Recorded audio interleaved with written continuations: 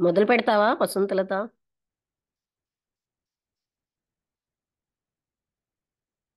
ఆ, ఎన్నో ప్రశ్న చదవాలి మనం. లక్ష్మి గారు, అది క్లీన్ చేశారా రికార్డెడ్ ఇది? ఏంటి క్లీన్ చేయడం? మొన్న ఫుల్ అయిపోయింది అనుకున్నారు కదా ఆ రోజు. పాణిగ్రహి చేశాడు, దూరం నుంచే చేశాడు. ఓకే సరే, ఓకే ఓకే. 342 ఏమో మనం చదవాల్సింది. 342. క్వశ్చన్ నెంబర్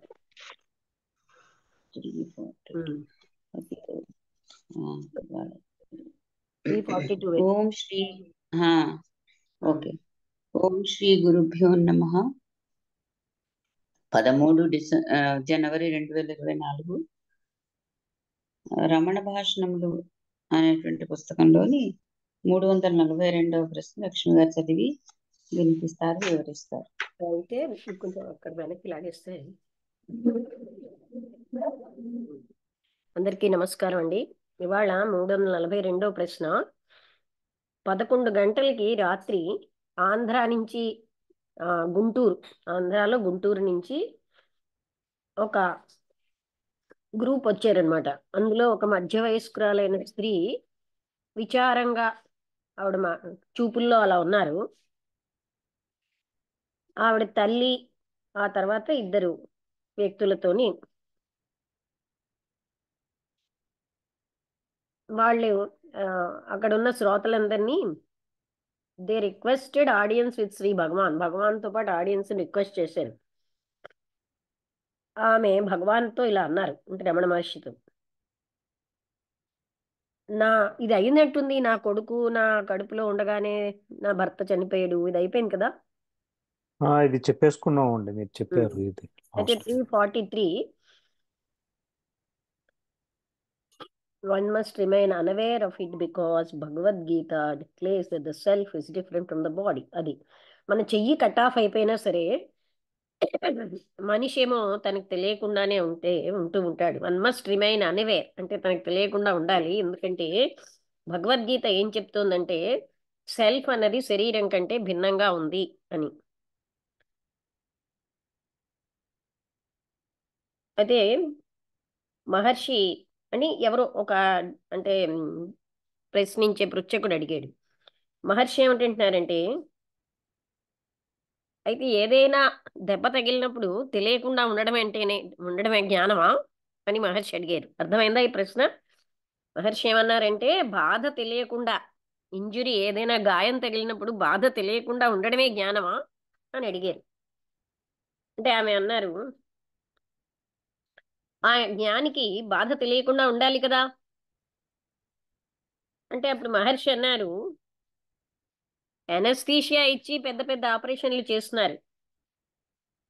ఆ బాధ అన్నది పేషెంట్కి ఏమీ తెలియకుండా, పేషెంట్ జ్ఞానాన్ని అదే టైంలో పొందుతున్నాడా? నమస్తే అమ్మా. నమస్తే రమణ నారాయణ గారు. రమణ మహర్షి చదువుతున్నాం అండి, ఇప్పుడే మొదలు పెట్టాం. అంటే ఇందులో ఏమడుగుతున్నారంటే, అంటే ఏదైనా శరీరంలో ఉన్న చెయ్యిని కట్ చేసినా మనిషికి బాధ తెలియకుండా ఉండాలి కదా అండి. అంటే అప్పుడు రమణ మహర్షి అన్నాడు, ఏదైనా గాయం వల్ల బాధ తెలియకుండా ఉండడమే జ్ఞానమా అంటే, మరి జ్ఞానికి బాధ తెలియకుండా ఉండాలి కదా అని ఒక ఆమె అన్నారు. అంటే అప్పుడు ఎన్నో పెద్ద పెద్ద ఆపరేషన్లన్నీ కూడా అనెస్థీషియా ఇచ్చే చేస్తున్నారు, ఆ పేషెంట్కి బాధ తెలియకుండా. అప్పుడు పేషెంట్ జ్ఞానాన్ని పొందుతున్నాడు కదా, పొందాలి కూడా. అదే సమయంలో బాధ అన్నది జ్ఞానం కాదు కదా అన్నారు. అంటే బాధ తెలియకపోవడము, స్పర్శ తెలియకపోవడము ఇది జ్ఞానం కాదు కదా అని రమణ మహర్షి అన్నారు. అయితే జ్ఞాని అన్నవాడు బాధ తెలియకుండా ఉండాలి కదండి, బాధకేమీ కూడా పట్టించుకోకుండా ఉండాలి కదని మళ్ళీ ఆవిడ అదే అడిగారు. అప్పుడు మహర్షి అన్నారు, భౌతికమైనటువంటి బాధ కేవలంగా బాడీ కాన్షియస్నెస్ని ఫాలో అవుతుంది. బాడీ కాన్షియస్నెస్ లేనప్పుడు అది ఉండదు, అంటే శరీరం నేను అన్న భావన. మైండ్ అన్నది ఈ బాడీకి బీయింగ్ అన్అవేర్, అంటే మైండ్ బాడీని తెలుసుకోకుండా ఉంటే cannot be aware of it's pains and pleasures. దానికి వచ్చే సుఖాలు దుఃఖాలు కూడా దానికి తెలియవు. ఇంద్రుడి యొక్క స్టోరీ, అహల్య స్టోరీని చదవండి యోగ వాసిష్టంలో. అది డెప్త్ అన్నది మనస్సు యొక్క ప్రక్రియగా చెప్పబడింది అన్నారు మహర్షి. పెయిన్స్ అన్నవి అహంకారం మీద ఆధారపడ్డాయి. ఐ అన్నది లేకపోతే బాధలే లేవు, కానీ ఐ మాత్రం బాధలు లేకుండా ఉండగలదు. అర్థమైందా? నేను అనే ఆ సెల్ఫ్ అన్న కాన్షియస్నెస్ బాధలు లేకుండా ఉండగలదు, కానీ ఈ బాధలన్నవి ఐ అన్నది లేకపోతే ఉండవు. అక్కడితో 343 క్వశ్చన్ అయిపోయింది. ఓకే, అర్థమైందా ఈ పాయింట్ అందరికీ? నేనన్నది ఉన్నంతసేపే బాధ, కానీ నేనుకి బాధ అక్కర్లే, బాధ లేకుండా కూడా నేనన్నది ఉండగలను అని. అప్పుడు 344 విచార సాగరం అనేది అక్కడ అంటే అడుగుతున్నారనమాట. సెల్ఫ్ రియలైజేషన్ కి 4 అడ్డులు, విచార సాగర 4 అడ్డులు, ఆత్మ సాక్షాత్కారానికి 4 అడ్డులతో సంబంధం కలిగి ఉంది అన్నారు. అప్పుడు మహర్షి అన్నారు, ఎందుకు కేవలం 4? అవి 9 అని కొందరు అంటారు. అందులో నిద్ర ఒకటి. నిద్ర అంటే ఏమిటి అంటే వేకింగ్ స్టేట్ అన్నది అబ్జర్వ్ చేయడమే. It is only the obverse of waking, అంటే వేకింగ్ కి వ్యతిరేకమైంది. It cannot be independent of waking, అంటే జాగరూక అవస్థకి ఇండిపెండెంట్ గా అది ఉండలేదు. నిద్ర అన్నది సెల్ఫ్ తోటి కలియనిది, అనెల్లాయిడ్. అంటే అనెల్లాయిడ్ అంటే మలినం కాని సెల్ఫే నిద్ర. మీరు జాగరూకం అయ్యారని ఆలోచించకండి. నిద్ర అన్నది లేదు. నాట్ ద 3 స్టేట్స్ ఎయిదర్, 3 స్థితులు కూడా లేవు. అంటే ఆత్మని మరచిపోవడం అన్నదే ఉంది. మీరేమంటున్నారు, మీరు కల కన్నారని. సెల్ఫ్ లేకుండా ఏదైనా ఉంటుందా? సెల్ఫ్ అంటే ఇక్కడ క్యాపిటల్ ఎస్, అంటే ఆత్మతత్వం లేకుండా ఏదైనా ఉంటుందా? ఆ నాన్ సెల్ఫ్ని ఎందుకు పట్టుకుంటారు? అసలు సెల్ఫ్ను వదిలేసి. ఇంకా నాన్ సెల్ఫ్ అంటే తెలుసు కదా, నేను శరీరాన్ని అన్న భ్రాంతితో దాన్ని నాన్ సెల్ఫ్ అంటున్నారు. రియల్ ఆత్మతత్వం సెల్ఫ్. ఇంకోసారి చదవనా? ఏమి 4 ఆటంకాలే ఆత్మ సాక్షాత్కారానికి? కొంతమంది అంటారు అవి 9 అని. అందులో నిద్ర ఒకటి. నిద్ర అంటే ఏమిటి? అది కేవలంగా వేకింగ్ స్టేట్కి వ్యతిరేకం. అది ఇండిపెండెంట్గా, వేకింగ్ స్టేట్ కంటే ఇండిపెండెంట్ కాదు. మీరేమి అవేక్గా ఉన్నారని ఆలోచించకండి. స్లీప్ అన్నది అసలు లేనే లేదు. 3 స్థితులు లేవు. 3 స్థితులు అంటే జాగ్రత్త, స్వప్న, సుషుప్త అవస్థలు. ఆత్మని మర్చిపోవడం ఒక్కటే మీరు ఏమో నేను కలగన్నానని చెప్పడం. సెల్ఫ్ లేకుండా ఏదైనా ఉంటుందా? మీరు అది వదిలేసి కేవలంగా నాన్ సెల్ఫ్ని ఎందుకు పట్టుకుంటున్నారు? మనస్సు బయటికి వెళ్ళడానికి అలవాటైంది కనుక దాన్ని అంతర్ముఖం చేస్తే అప్పటికప్పుడు దాన్ని అంతర్ముఖం చేయాలి. దానికి ఉన్న అలవాటు ప్రకారం అది అవుట్ సైడ్ హ్యాపీనెస్ కోసం చూస్తూ ఉంటుంది. కానీ జ్ఞానం ఈ బాహ్యమైన వస్తువులన్నీ కూడా, జ్ఞానం ఏం చెప్తుందంటే అవన్నీ ఆనందానికి కారణం కావు. అది ఏదైతే వైరాగ్యమో, అంటే బాహ్యమైన వస్తువుల్లో ఏ సంతోషము లేదు, అందులో అది కారణం కాదు అని చెప్పడమే వైరాగ్యం. పూర్తి అంటే అది ఫీల్ అవ్వడం. పర్ఫెక్ట్ వైరాగ్య అయ్యాక మనస్సు స్థిరమైపోతుంది. మనస్సు అన్నది నాలెడ్జ్కి అజ్ఞానానికి, the mind is only a mixture of knowledge and ignorance. Or of sleep and waking. జాగరూకావస్థకి నిద్రావస్థకిను మిక్స్చర్ అన్నమాట. అది 5 రకాలుగా పనిచేస్తూ ఉంటుంది. క్షిప్త అంటే యాక్టివ్గా, మూధ డల్గా,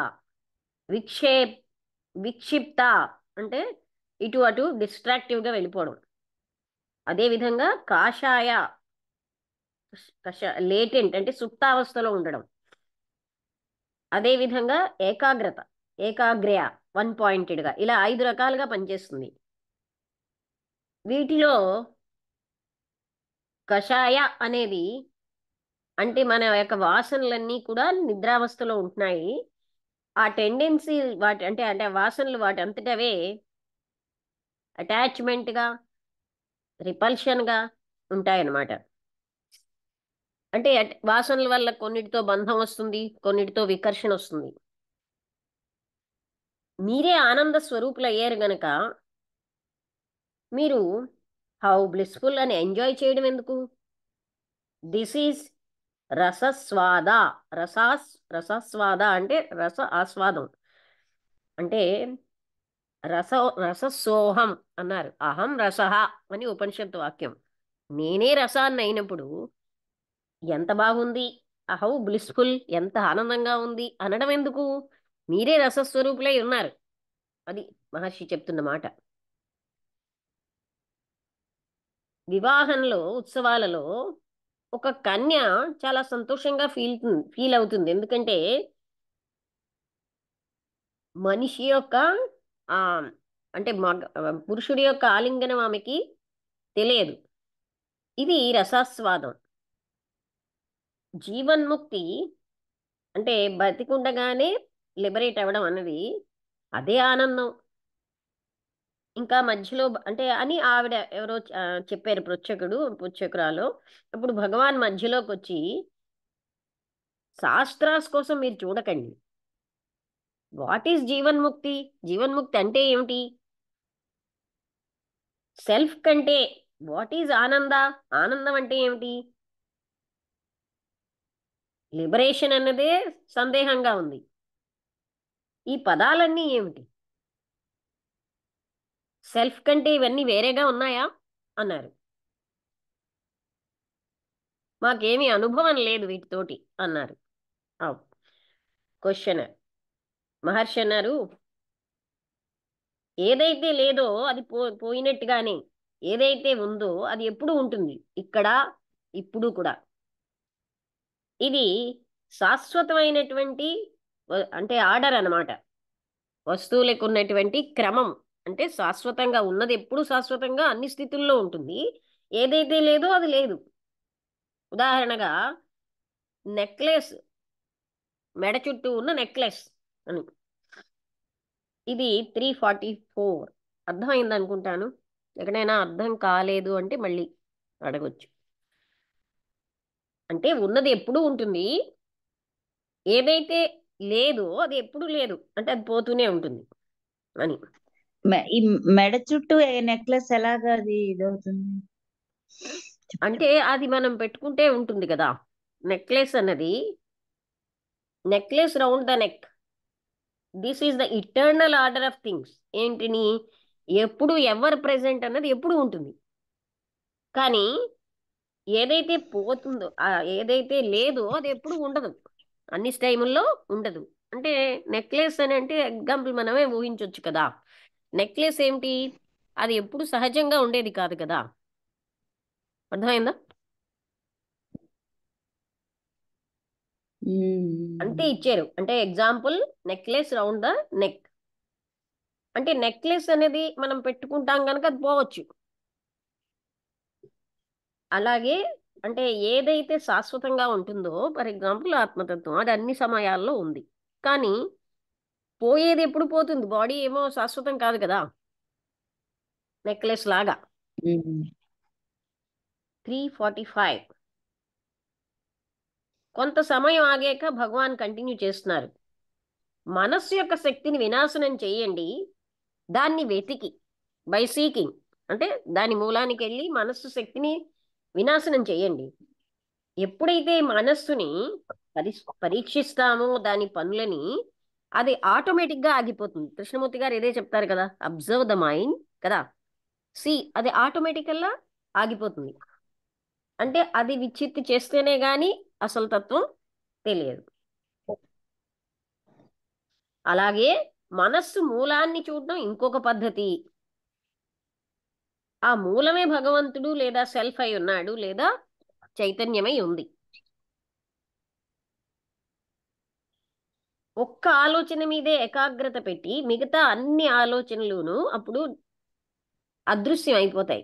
ఫైనల్ గా ఆ ఒక్క ఆలోచన కూడా అదృశ్యం అయిపోతుంది. ఆలోచనలను కంట్రోల్ చేసేటప్పుడు ఎరుక చాలా అవసరం, లేకపోతే అది నిద్రకు దారితీస్తుంది. ఓకే, అయితే మనస్సును ఎలాగ వెతకడం అని ప్రశ్న. అంటే మహర్షి అంటున్నారు, శ్వాస మీద కంట్రోల్ ఒక సహాయంగా పనిచేస్తుంది, కానీ అది ఎప్పుడు కూడా గోల్కి తీసుకెళ్ళలేదు. అంటే మనస్సుని అది కొంతవరకు పనిచేస్తుంది, కానీ ఫైనల్ గోల్కి ఈ శ్వాస మీద ధ్యాస తీసుకెళ్ళలేదు. మెకానికల్ గా చేస్తూ ఉంటే మనస్సు అలర్ట్ గా ఉండాలి అన్నది మీరు చూడండి. ఆయన జ్ఞాపకం పెట్టుకోండి, ఐ థాట్ అన్నది దాని మూలానికి వెళ్ళాలి, దాని మూలాన్ని అన్వేషించాలి. అప్పుడు మీరు ఎక్కడైతే శ్వాస సింక్ అయిపోతుందో అక్కడ ఐ థాట్ అన్నది స్టార్ట్ అవుతుంది. You will find that where breath syncs, అంటే శ్వాస ఎక్కడైతే సింక్ అంటే మునిగిపోయిందో అక్కడ ఐ థాట్ అన్నది అరైజ్ అవుతుంది. అవి ఒకేసారి ములుగుతాయి, ఒకేసారి పైకి వస్తున్నాయి.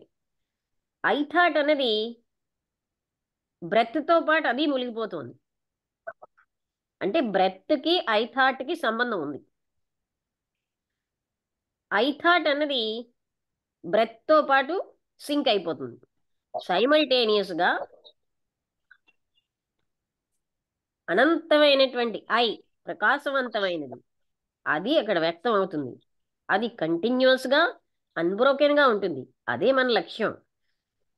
దీన్ని రకరకాల పేర్లతో చెప్తారు. భగవంతుడు అంటారు, సెల్ఫ్ అంటారు, కుండలిని అంటారు, శక్తి అంటారు, కాన్షియస్నెస్ అంటారు, ఇలాంటి పేర్లతో చెప్తూ ఉంటారు. అయితే ఆ ప్రయత్నం చేయగానే అది మీకు గోల్కి తీసుకెళ్ళిపోతుంది అంటున్నారు. ఇవన్నీ చిన్న చిన్నవే. 3:45, 6 అన్నది 2 లైన్లు. ఫ్రీ విల్ అంటే ఇచ్ఛాశక్తి అన్నది డెస్టినీ. ఇవి బాడీ ఉన్నంత కాలమే ఉంటాయి, కానీ జ్ఞానం వీటిని అధిగమిస్తుంది, రెండింటిని. సెల్ఫ్ అన్నది జ్ఞానానికి అతీతమైనది, అజ్ఞానానికి కూడా అతీతమైనది. ఓకే, నాలెడ్జ్కి బియాండ్గా ఉంది, ఇగ్నోరెన్స్కి బియాండ్గా ఉంటుంది సెల్ఫ్. సో ఫ్రీ విల్ కానీ డెస్టినీ కానీ బాడీ ఉన్నంత కాలమే ఉంటాయి, కానీ జ్ఞానం, విజ్డమ్ అని మనం చెప్తాం కదా తెలుగులో. నాలెడ్జ్ని జ్ఞానం అంటాం, విజ్డమ్ని జ్ఞానం అంటాం. ఈ విజ్డమ్ అన్నది రెండింటినీ అధిగమిస్తోంది. సెల్ఫ్ అన్నది ఈ నాలెడ్జ్కి అంటే జ్ఞానానికి అజ్ఞానానికి అతీతంగా ఆవల ఉంది. మనస్సు అన్నది ఆలోచనల యొక్క బండిల్. ఆలోచించేవాడు ఉన్నాడు గనకే ఆలోచనలు ఉద్భవిస్తున్నాయి. థింకర్ అంటే ఎవరు? ఆలోచించేవాడు అహం, ఇగో. దాన్ని వెతుకుతే అది ఆటోమేటిక్గా అదృశ్యం అయిపోతుంది. ఈ అహంకారము మనస్సు రెండు ఒకటే కదా. ఐని మైండే తయారు చేసింది. ఇగో అన్నది రూట్ థాట్ అన్నమాట. అన్ని ఆలోచనలు దాంట్లోంచే ఉద్భవిస్తున్నాయి. ఇక్కడ కాపుదాం 3:47. అంటే వసంతలత నీ దగ్గర బుక్ ఉందా? నారాయణ గారు చెప్తారా? నీ దగ్గర బుక్ లేదు కదా. ముందు వసంతలత చెప్పాక, అంటే బుక్ అర్థమవుతున్నాయా? ఉన్నది ఏం అర్థం కానీ కాకపోతే ముందు అడగండి. 3:43 నుంచి. అచ్చా అచ్చా. బుక్ ఉన్నది. అందరికీ నమస్కారము. ఆ అది ఫిజికల్ పెయిన్ గురించి చెప్తున్నారు. ఆ అంటే ఆవిడ అతను ఎవరో అడిగినట్టున్నారు. ఆ అంటే చెయ్యి గాని కట్ అయిపోతే ఆ మనిషి దాన్ని బాధని తెలియకుండా ఉండడం అనేదే జ్ఞానమా అని అంటే ఆయన ప్రశ్నించారు. జ్ఞానం కదా అన్నారు. ఎనస్థీషియా అదే జ్ఞానం అంటే అన్నారు. అంటే ఫిజికల్ పెయిన్ తెలియకుండా ఉండడమే జ్ఞానమా అని అడిగితే అతను మహర్షి చెప్పారు, అన్నాడు. మహర్షి ఫిజికల్ అన్నాడు. పెయిన్ తెలియకుండా. వసంతలత, ఇది అన్నది మహర్షి. మీ ఉద్దేశంలో ఫిజికల్ పెయిన్ కాదు తెలియకపోతే కాదు డస్ ఆ, జ్ఞానం ఆ, కన్సిస్ట్ ఇన్ బీయింగ్ అదే అనవేర్ అదే ఆఫ్ పెయిన్? అది అదే అంటే ఎవరో అన్నారు అలాగా, ఈ ఫిజికల్ పెయిన్ తెలియకుండా ఉండడమే జ్ఞానం కదా అంటే, ఫిజికల్ పెయిన్ తెలియకుండా నీకు ఎనస్థీషియాలు అవి ఇచ్చి ఆపరేషన్లు చేస్తారు. అలా చేసినప్పుడు అది జ్ఞానం అనిపించుకుంటుందా అని అడిగారు. డెఫినెట్ గా అది ఎనస్థీషియా కాదని ఇస్తే మనకు ఆయనకి అలాగా ఫిజికల్ తెలుస్తుంది. చూడు, అక్కడ పాయింట్ ఏంటంటే ఎనస్థీషియా ఇస్తే ఫిజికల్ పెయిన్ తెలియదు అంటే వాళ్ళు జ్ఞానం పొందిస్తున్నట్టేనా అని అడిగారు. ఆ, కాదు కదా, అదే అన్నారు ఆయన, అదే క్వశ్చన్ చేశారు. డస్ ది అంటే పేషెంట్ కి జ్ఞానం వస్తుందా ఏమిటి, ఫిజికల్ పెయిన్ తెలియదు. అసలు ఏంటంటే అది చెప్పదలుచుకుంది ఏంటంటే, ఫిజికల్ బాడీ కాన్షియస్నెస్ ఉన్నప్పుడు నీకు పెయిన్ ఉంటుంది. బాడీ కాన్షియస్నెస్ లేకపోతున్నప్పుడు నీకు ఏ ఎనస్థీషియా ఇవ్వకపోయినా సరే నీకు పెయిన్ అనేది ఉండదు. సో అన్నిటికీ కారణం అనేది మనం నేనే బాడీని మైండ్ ని ఇలాగ అనుకోవడం వల్ల ఆ, ఈ ఇవి బాధలన్నీ తెలుస్తాయి అని దానికి ఇంకేదో కథ కూడా అహల్య అండ్ యోగ వాసిష్టంలో డెత్ అనేది అసలు ఒక మనం ఎప్పుడైతే మృత్యు అని చెప్తున్నామో అది మైండ్ తాలూకా యాక్ట్ అని చెప్పారు. అంచేత ఇవన్నీను అహం అనేటువంటి ఐ ఫ్యాక్టర్ మీదే అంతా ఉంది. అది ఎప్పుడైతే నువ్వు మర్చిపోతావో నీకు ఫిజికల్ పెయిన్ ఏమీ తెలియదు. అదే ఐ ఫ్యాక్టర్ అనేది లేకపోవడమే అసలైనటువంటి జ్ఞానం. అంతేగాని బాడీతో రిలేట్ అయినటువంటి విషయాలు ఏవి జ్ఞానం కాదు అని అది చెప్పారు. అని అంచేత అసలైనటువంటి ఆత్మానికి ఇవేమి తెలియవు, అంటే ఫిజికల్ పెయిన్. సో ఫిజిక్ తో ఏమి సంబంధం లేదు అని అలాగా బాధపడింది. అంటే తర్వాత ఏదో ఇలాంటి రాంగ్ కాన్సెప్ట్స్ చాలా మందికి ఉంటాయి కదా. అంటే ఆ జ్ఞానం తెలియకపోవడం, జ్ఞానం అన్న వాడికి భౌతికమైనది ఏమీ తెలియదు అని అలా. అవును అవును, అది కరెక్ట్. ఆ తర్వాత ఏంటి, ఇంకేదో విచార సాగరంలో మన ఆత్మ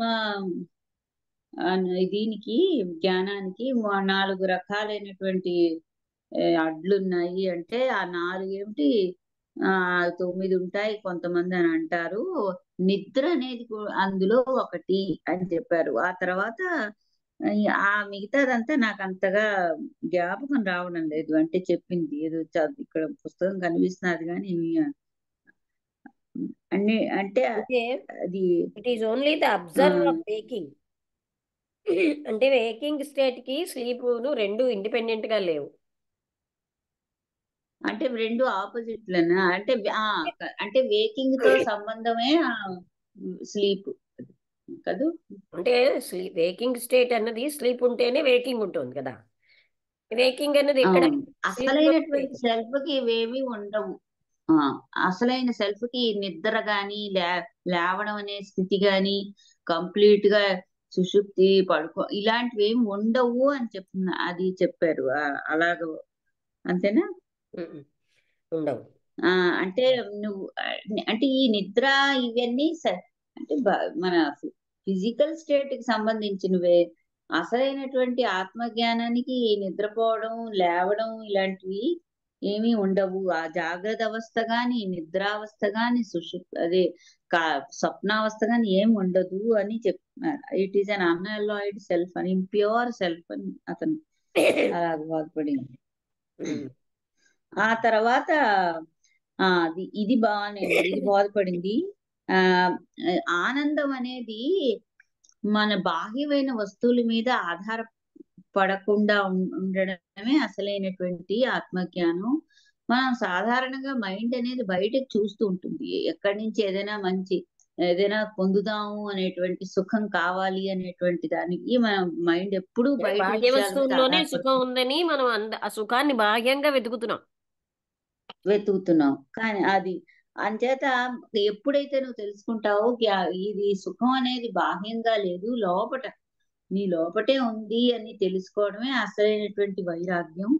వైరాగ్యం. అని అప్పుడే నీ మైండ్ స్టడీగా ఉంటుంది. లేకపోతే ఎంతసేపు బయటకే నడుస్తూ ఉంటుంది, బయట నుంచి ఏదైనా కావాలనిపిస్తుంది, రెస్ట్లెస్ గా అయిపోతూ ఉంటుంది. ఆ తర్వాత ఏవో చెప్పారు, అవి అంతగా నాకు అర్థం లేదు. ఏదో మైండ్ అనేది 5 రకాలుగా పనిచేస్తుంది, ఏదో క్షిప్త, మూఢ, విక్షిప్త, ఆ తర్వాత కషాయ, ఏకాగ్ర్య అని. అంటే బహుశా నేను కూడా ఈ మైండ్ పనిచేసేటువంటి రకరకాల కొన్ని ఒకప్పుడు ఒక థాట్ ని కాన్సన్ట్రేట్ చేస్తూ ఉంటుంది, ఒకప్పుడు ఏంటంటే డిస్ట్రాక్ట్ అయిపోయి ఇటు అటు వెళ్ళిపోతూ ఉంటుంది, ఇది ఆలోచిస్తాం అది ఆలోచిస్తాం, అనేక రకాలుగా ఉంటాయి. ఒక్కొక్కప్పుడు ఏమీ ఆలోచించకుండా స్తబ్ద స్థితిలో ఉంటుంటుంది, ఒక్కొక్కప్పుడు చాలా యాక్టివ్ గా ఉండి రకరకాలుగా పనిచేస్తూ ఉంటుంది. బహుశా ఈ రకమైనటువంటి మైండ్ ఈ 5 విధాలుగా పనిచేస్తుంది అని అది చెప్పారు. తర్వాత ఈ నువ్వే ఆనందం అయినప్పుడు ఆ ఇంకా ఇది అబ్బాయి ఎంత బాగుంది, నాకు ఎంత ఆనందంగా ఉందో అని అనుకోవడం అనేది ఒక భ్రమ అని అన్నారు. అది అంటే మనం ఏదో కల్పితమైనటువంటి ఆనందాన్ని అనుభవించడం నేర్చుకుంటున్నాం, కానీ అదే అసలైన ఆనందం నీలోనే ఉంది, దానికి ఏం కల్పించుకోక్కర్లేదు అని. ఆ తర్వాత ఇంకేమిటి, ఉన్ముక్తి, లిబరేటెడ్ అది వైల్ అలైవ్, అదే ఆనందం కదా. ప్రశ్న.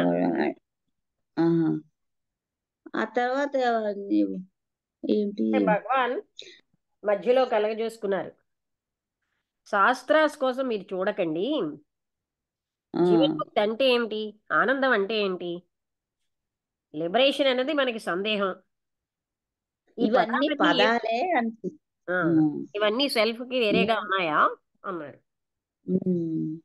అవును, అసలు ఈ పదాలన్నీ దీంట్లో పెట్టేసి కన్ఫ్యూజ్ చేసేస్తుంటే అతను అంటే అసలు మోక్షం పొందడం అనేది లేదు, నువ్వు ఫ్రీగానే ఉన్నావు, ఇంకా ఫ్రీ అవ్వాలి అనుకోవడం కూడా ఒక జ్ఞానం అని చెప్పడం. అదే ఆ నెక్లెస్ రౌండ్ ద నెక్ అని చెప్తున్నారు, అంటే నువ్వే ఉన్నావు. నాకు బోధపడింది ఏంటంటే నెక్లెస్ రౌండ్ ద నెక్ అంటే మనం సాధారణంగా అంటాం కదా, ఎక్కడో వెతుకుతూ ఉంటాము, మనలోనే అది ఉన్నది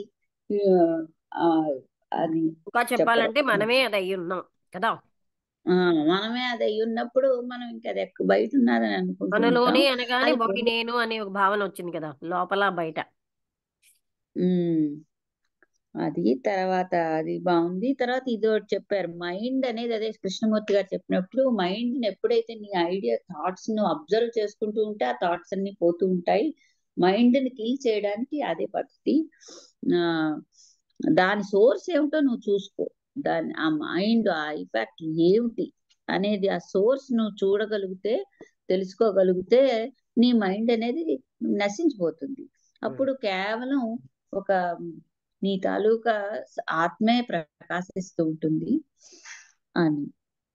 దాన్నే రకరకాలుగా మన వాళ్ళు కుండలిని శక్తి అని మనస్సుని పరిశీలించడం, మనస్సు మూలంకి వెళ్ళడం, ఈ 2 రకాలు అని చెప్పి ఇదే అసలైనటువంటి దాన్ని, మనస్సు లేకుండా. అది ఇదే కదా. ఇంకా ఏమో చెప్పారు, ఏదో ఫ్రీ విల్ డెస్టినీ అనేది, అంటే ఇది ఎన్నాళ్ళు అయితే మన శరీరం ఉంటుందో అన్నాళ్ళు ఈ ఫ్రీ విల్ అంటే ఏమిటి ఇక్కడ, మనం ఇచ్ఛాశక్తితో, మనం ఇష్టమైంది ఇచ్ఛాశక్తి. తర్వాత ఏదో డెస్టినీ అంటే ఇదా, విధి, దాన్ని ఏమంటాం విధి తెలుగులో అంటారు. ఏంటంటే విధి విధి ఇవన్నీ ఏంటంటే మన అంటే ఇవి కేవలం ఆ, మన శరీరానికి సంబంధించిన శరీరం అంతమైతే అవేం ఉండవు అసలు. అందుకని అసలైన జ్ఞానం వీటన్నిటికంటే మీద ఉంటుంది. ఉమ్, అని ఈ చెప్పే నాలెడ్జ్లు ఇవన్నీ ఏమిటంటే ఇవేం ఉండవు అని. But wisdom transcends for the self is beyond knowledge and ignorance. జ్ఞానం అజ్ఞానం వీటికి ఆవలి ఉంటుంది అసలేంటి అని. తర్వాత 347 కూడా బాగున్నది. మైండ్ అనేది ఒక బండిల్ ఆఫ్ థాట్స్, అంటే అనేక రకాలైనటువంటి ఆలోచనల తాలూకు గుంపు 45 ఇది. చెప్పావా? ఎలాగ మనసు 347 అవ్వలేదు కదమ్మా, 346 అయింది. సరే అయితే అంతవరకే చదువు. 47 అవ్వలేదా? బ్రెత్ కంట్రోల్ అన్నది చూడు 45 నువ్వు చెప్పావు. Correct. How to stop the 45 ఎలాగ ఈ మైండ్ ని నువ్వు ఏంటది నువ్వు సోర్స్ ని పట్టుకోగలవు అంటే బ్రెత్ కంట్రోల్ అనేది ఒక పర్టికులర్ సాధనం, అది హెల్ప్ చేస్తుంది. కానీ అదే దానివల్లే నువ్వేమిటంటే నీకు ఈ ఆత్మజ్ఞానం అనేది రాదు. అది కొంత నీకు అంటే పాయింటెడ్ గా నేను ఉండడానికి హెల్ప్ చేస్తుంది, సహాయం చేస్తుంది. కానీ ఏంటది అసలైనది ఏంటంటే నీ ఐ థాట్ అనేది తీసేయాలి.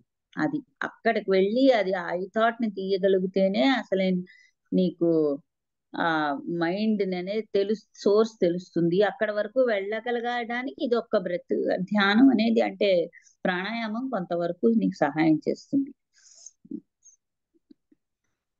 ఇక్కడ మనం దీన్ని రకరకాల పేరుతో ఎప్పుడైతే మనస్సు అన్నది లేకుండా ఉంటుందో దాన్ని మనం గాడ్ అని, సెల్ఫ్ అని, కుండలిని అని, శక్తి అని, కాన్షియస్నెస్ అని ఇలా రకరకాల పేర్లతో పిలుస్తాం.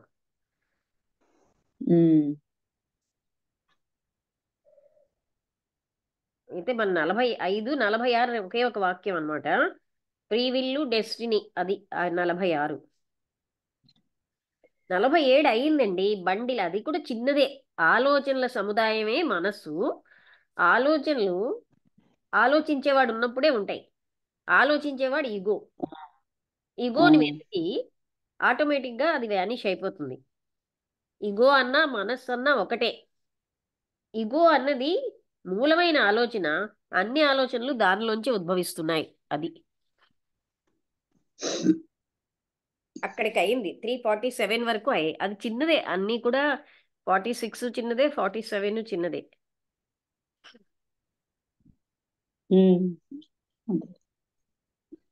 అంటే అన్నిటికీను మనస్సు యొక్క డిస్ట్రాక్షన్స్ వల్లనే మనం అసలైనదని అనుభవంలోకి రావట్లేదు. అది అలవాటు అయిపోయి మనస్సుకి అందరూ కన్ఫ్యూజ్ అయ్యి అదే విషయంలో మనస్సు రేంజ్లోనే ప్రశ్నలు అడుగుతున్నారు కదా. ముఖ్యమైన విషయం అదే. నారాయణ గారు అర్థమైంది కదా? 343 నుంచి అర్థమైంది.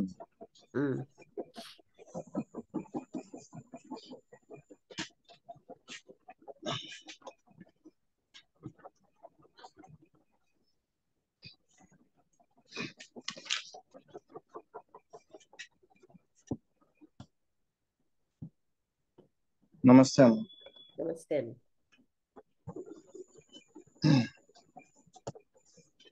ఓం శ్రీ గురుభ్యో నమః. అందరికీ నమస్కారం. ఈరోజు స్టార్టింగ్ లో రాకపోయిన ఒక 5 నిమిషాలు కవర్ చేశారమ్మా. అంటే ఎవరో ఆమె అంటే జ్ఞానికి ఈ చెయ్యి అనేది ఒకవేళ కట్ చేసేసినట్లయితే దానికి పెయిన్ అనేది తెలియకూడదు కదా జ్ఞానికి అని చెప్పేసి అని అడగడం జరిగింది అక్కడ. అంటే అప్పుడు మహర్షి చాలా చక్కనైన సమాధానం చెప్పారు. ఎందుకంటే మనకి ఎనస్థీసి ఇచ్చినప్పుడు అంటే పెయిన్ లేకపోవడమే జ్ఞానమా, ఎందుకంటే బాధ వల్ల పెయిన్ లేకపోవడమే జ్ఞానం అని చెప్పేసి, అంటే బాధ అనేది జ్ఞానం అని చెప్పేసి అడిగారు. దానికి ఎనస్థీసి ఎగ్జాంపుల్ ఇచ్చారు. ఎందుకంటే ఎనస్థీసి ఇచ్చినప్పుడు మనకి తెలియకపోవడమే జ్ఞానమా కదా, అదే బాధ తెలియకపోవడమే జ్ఞానమా అని చెప్పేసి అడిగినప్పుడు అక్కడ మహర్షి చక్కగా ఏం చెప్పారంటే అనస్థీసి ఇచ్చినప్పుడు వాళ్ళకి ఏ బాధ తెలియటం లేదు, వాళ్ళకి ఏమైనా జ్ఞానం వస్తుందని అడిగారు. అక్కడ ఏ జ్ఞానం రాదు కదమ్మా, ఎందుకంటే ఆ టైంకి అది ఒక తిమిరిలా పట్టేసి ఇది నిండిపోతుంది. ఆ తర్వాత మనకి అహల్య ఎగ్జాంపుల్ ఇచ్చారమ్మా. అంటే మనకి యోగ వాసిష్టంలో అక్కడ అహల్య ఏంటంటే మనం ఏం చేస్తామంటే అక్కడ శపించేశారు మహర్షి శపించేస్తే ఆవిడ రాయి అయిపోయింది. రాయి అయిపోతే అక్కడ రాముడి పాదం తగిలి ధూళి సోకి అవి మళ్ళీ అహల్య అయిపోయి అక్కడ ఏమి నిజం చెప్పాలంటే అక్కడ మనస్సు డెడ్ అయిపోయింది అంతే తప్ప అక్కడ ఏమి అహల్య రాయిగా మారిపోవడం అనేది ఉండదు. అక్కడ అహల్య అంటే అలా ఉంది, అది ఆ రాము యొక్క పాద స్పర్శ వల్ల అది మళ్ళా ఇదే మామూలుగా మనిషి రూపం దాల్చింది అంతే తప్ప రాయి అయిపోయి మళ్ళీ మనిషి అయిపోవడం కాదమ్మా అక్కడ. ఎందుకంటే అక్కడ ఇది అవ్వటం అక్కడ అది మనం బాగా తెలుసుకోవాలి ఆ విషయం. తర్వాత మనకి ఆత్మ అంటే సెల్ఫ్ కి 4 అవరోధాలు అని చెప్పి విసార సాగరం, ఇంతకుముందు కూడా విసార సాగరం అనేది వచ్చిందమ్మా, చాలా పెద్ద గ్రంథం అని. అంటే 4 ఆటంకాలు అని చెప్పి చెప్పడం జరిగింది. అప్పుడు రమణ మహర్షి ఏమంటున్నారంటే 4 ఆటంకాలని, కొంతమంది 9 ఆటంకాలని కూడా చెప్తుంటారు. అలాగే తత్వాలు 24 అని మనకు ఒక గ్రంథంలో ఉండే, 25 తత్వాలను ఒక గ్రంథంలో ఉండే, 96 తత్వాలు ఇంకో గ్రంథంలో ఉంటుందమ్మా. అందుకే ఏమంటారంటే మహర్షి ఈ గ్రంథపడ అంటే ఒక్కొక్క గ్రంథకర్త వాళ్ళ మైండ్ స్టేట్ ని బట్టి గ్రంథాలు రాస్తుంటారు అనమాట.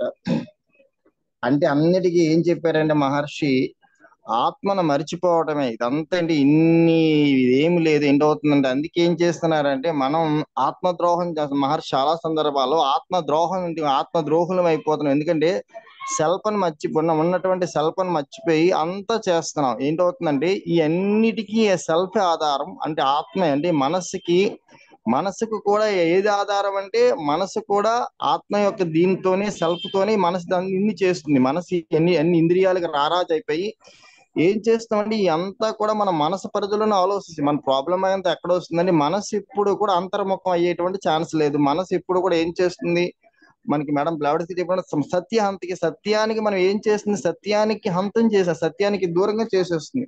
ఇదంతా ఏంటవుతుందో మన మైండ్ రేంజ్ లోనే మనసు రేంజ్ లోనే ఆలోచిస్తుంది తప్ప బియాండ్ ద మైండ్. అందుకే కృష్ణమూర్తి గారు లాంటి వాళ్ళు ఏంటంటే ఎప్పుడు మనసు నిశ్చలమైతే